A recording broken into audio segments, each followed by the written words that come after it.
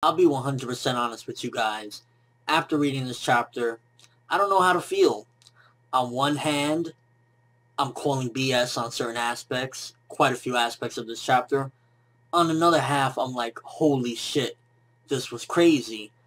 But ultimately, I feel as though the crazy events arriving to them, it felt like we had to trudge through some BS, and I'll explain.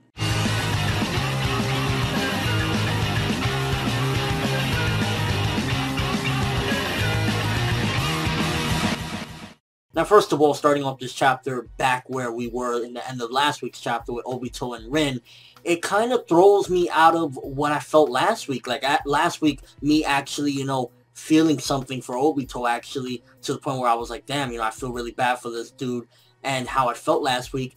This week, coming into it, it just feels like, oh, so I felt that for nothing, because we're going to see him again the following week anyway. So, like, starting off the chapter, it just feels as though, why even bother doing this way? To be honest with you, not that I'm saying, oh, I could have wrote it better or anything of that nature, but the best way to have come to this conclusion with what Kakashi has now is, prior to Obito disintegrating last week, he should have given these eyes. The way it was done in this chapter, the problem with it is not that Kakashi got the eyes, because, again, that's what I was referring to in the beginning of this video when I said, I don't know what to feel, because it's like, holy fucking shit, Kakashi is useful again. He has 2 fucking Sharingans now, 2 Mangekyo.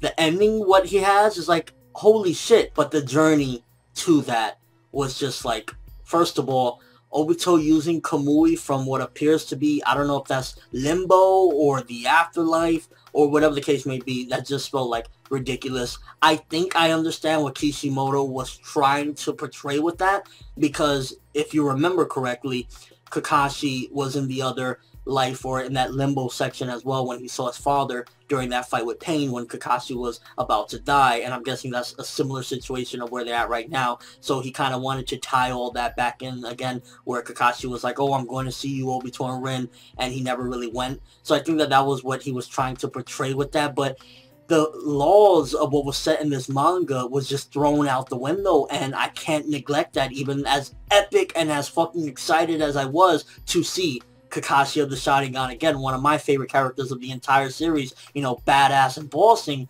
getting the powers. It was just like, why couldn't he have just given him the eyes before he disintegrated, or given him one again, or just something along the lines of that, instead of using Kamui to come from the afterlife? It was like his spirit came from the ashes and like knocked into Kakashi's head, and they were like kids, and it was just like, it was trying to be symbolic at the cost of the laws, what was set forth with what can be done and what can't be done.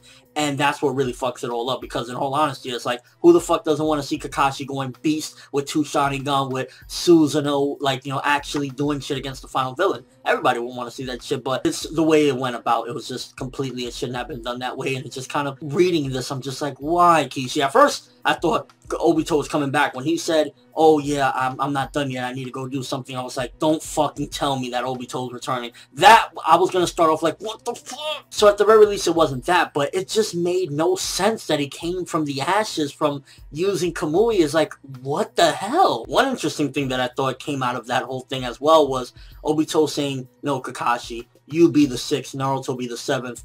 That would be very interesting, and I feel for the character Kakashi, with all the hell that he's been through, that would be a good thing for the character. And it's kind of always been, because a lot of people want to be Hokage. Even Kiba's crusty ass wants to be Hokage. But I always felt like Kakashi deserved something. With all the fucking trials and tribulation, the BS, the heartache, the pain that he's been through in his life, he deserves, a fucking statue of him. And if anybody's going to be the next Hokage, maybe it could be Kakashi. Kakashi passes it down to Naruto.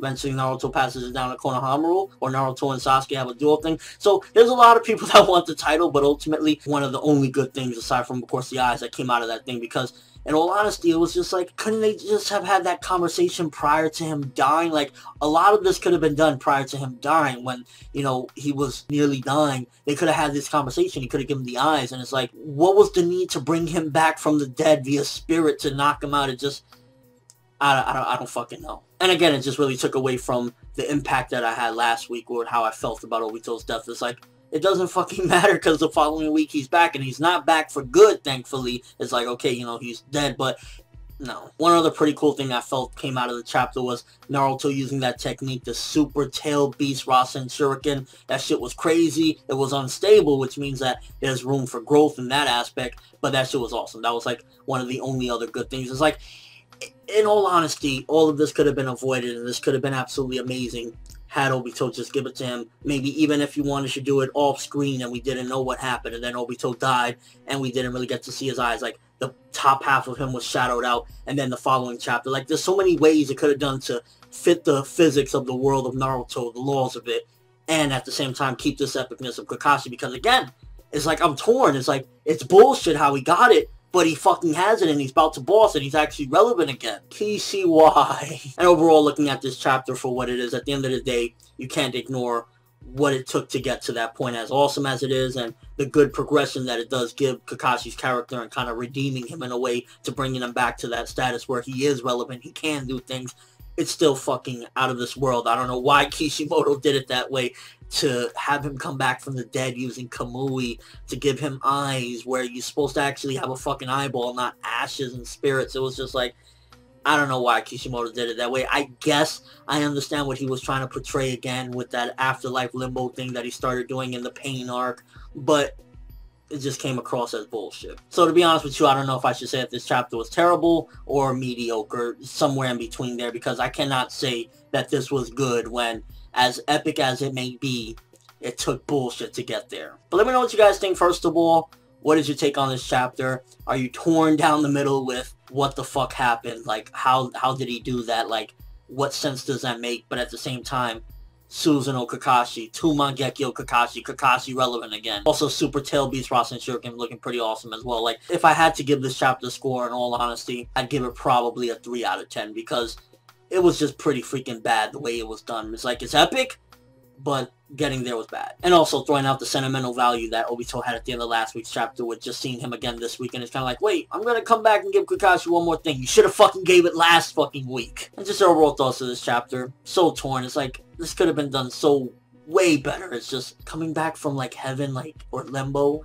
I guess Botan must have come from the pilot of the River Styx and bring him back, huh? Only you Yu Hakusho fans would get that. But that's all I have for this one. Thanks for watching. Hope you enjoyed. If you liked anything I had to say or enjoyed the video, drop me a like. I'd honestly greatly appreciate it. And if you haven't subscribed, you can do so as well. That'd be awesome. I'm ForneverWorld, and as always, people, have an awesome day.